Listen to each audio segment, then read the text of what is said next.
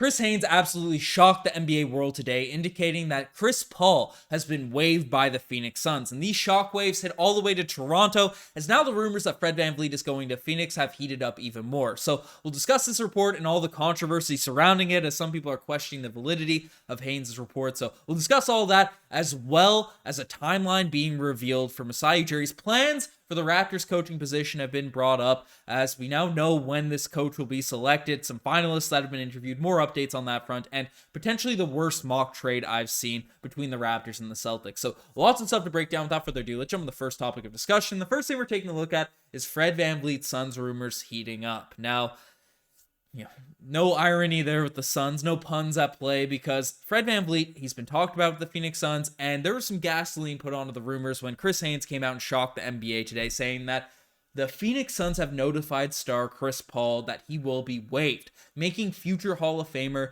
one of the most top free agents this offseason. So Chris Haynes, one of the most respected reporters across the NBA, obviously Woj and Shams are up there as well, but Haynes, he doesn't really lie about stuff. He doesn't get a lot of stuff wrong when he officially makes a tweet like this, a report that comes out such as this. But some people are questioning the validity of this before we dive into the Fred VanVleet stuff, as Shams basically said that, hey, the Suns and Chris Paul are exploring multiple options, including a trade, stretching his contract, and waiving and potentially re-signing him in free agency. So Phoenix is expected to discuss trades ahead of Paul's June 28th contract date. So people are saying if Shams is coming out with this side of things and Chris Haynes, all the strong language he's used saying he's guaranteed going to get waived, right?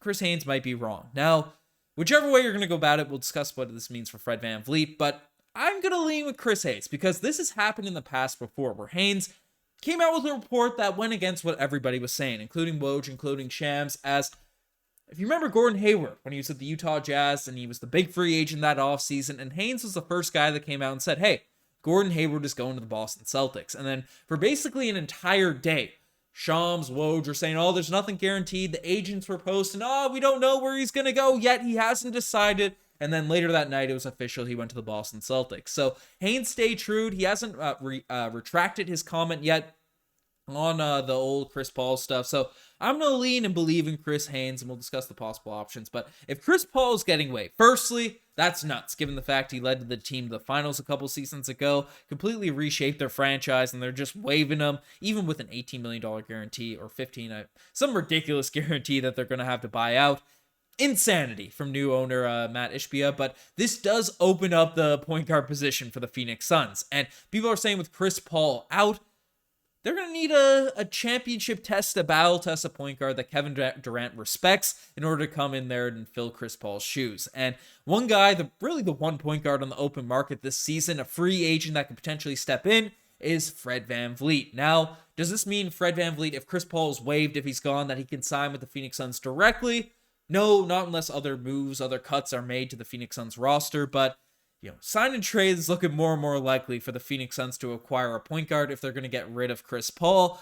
If they're waiving him, that means there's one less option that could potentially go back to the Toronto Raptors. Maybe there's a backdoor deal that's already locked into place that Shams doesn't know about that Chris Haynes does, but it's going to be interesting to see how all it shakes out. But if the Phoenix Suns are letting go CP3, regardless of if it's a sign and trade or whatnot, Fred VanVleet is certainly going to be a main target. So this means it's less and less likely he's going to be coming back home to Toronto, as now the Magic are after him, the Houston Rockets are after him, the Phoenix Suns have been linked and now are without one of their star point guards. So we'll see what ends up happening on that front. I've heard some people discuss, hey, if it's a sign and trade like Shams is saying, would the Raptors want Chris Paul back? And while this might fire some Raptors fans up, if there is the option, if there is the opportunity, I actually would like Chris Paul to come back on this team. Provide some veteran leadership, Kyle Lowry-esque, right? Chris Paul is that level of player, and sure, he'll be on an expensive contract if it's through a sign-and trade, but it's only for one season, it's expiring, and for letting Fred VanVleet walk, we don't want to give him that max contract. I'd rather have CP3 on an expiring to rebuild the culture here in Toronto rather than just let Fred walk for nothing. So I'm actually pretty cool with CP3 coming back, but it seems like if he's getting waived, if he's going in that direction, he's going to LA. So I'm not going to dive too much into that scenario. But let me know what you guys think about this whole chaos happening down there in Phoenix. If Fred VanVleet will head down there, let me know your thoughts. But the next thing we're taking a look at is the Raptors finally have a second interview with a finalist coach, and we have a little timeline revealed in terms of when the Raptors coach will be selected. So basically, news came out today that, let's get the right image up, that Sergio Scariolo has conducted the second round of interviews with the Raptors via Skype.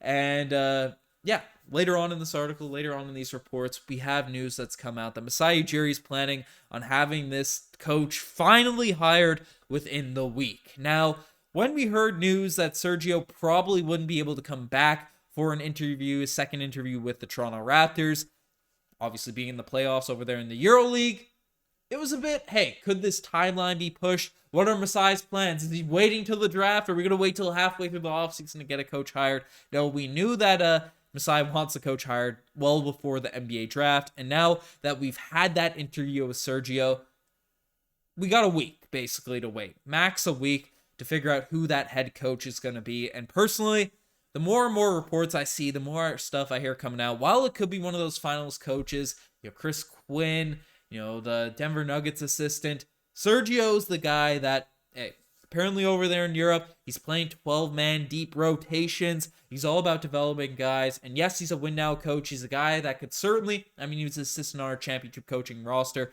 He's a guy that's capable of being a win-now coach. Will also be open to developing this team. Sergio is a guy I'd love to see as the Raptors' next head coach. Probably my favorite going into it now as the coaching search happens, but there's a lot of good names still on the list, whether it be Kenny Atkinson, right? Who knows if Jordi Fernandez is still one of those potential candidates, right? Redmonovich or Jasikevičius. All of these guys that are potentially on the list are all good options in my opinion. So let me know who your favorite to be the Raptors' next head coach is in the comment section down below. The final thing we're taking a look at in this video is a ridiculous Raptors-Celtics trade proposal. Like one of those hypothetical trades that's come from a fan side of website, and I'll just pull it up here.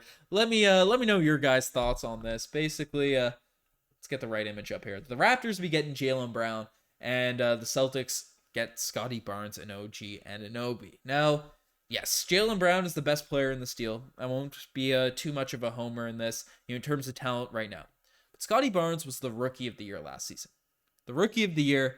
Sure, he didn't take a massive leap during his second season, but giving up on him for a guy that really didn't show a lot in the NBA Finals, could barely dribble the basketball. Sure, he's definitely an elite player. I don't want to flame Jaylen Brown, call him garbage or anything like that, but giving up Scotty Barnes for Jaylen Brown is just a bad move in my opinion. And on top of it, you're giving away one of the best defenders in the entire NBA, 3-and-D players, 3-and-D wings.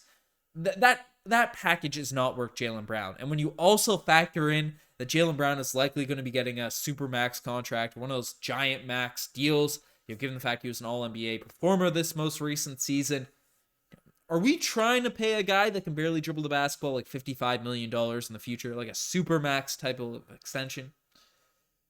That would be a little bit nuts in my eyes. And to do it on top of giving away Scotty Barnes and OG Anunoby, no way, Jose Calderon. I'm not about that happening. But folks, let me know what you guys think about all this Toronto Raptors news. Lots of madness happening, so stay subscribed or get subscribed to the Toronto Raptors, the Raptors Digest. Goodness gracious, right? If you want to stay up to date with everything. Anyways, I appreciate you guys as always. I'm signing out.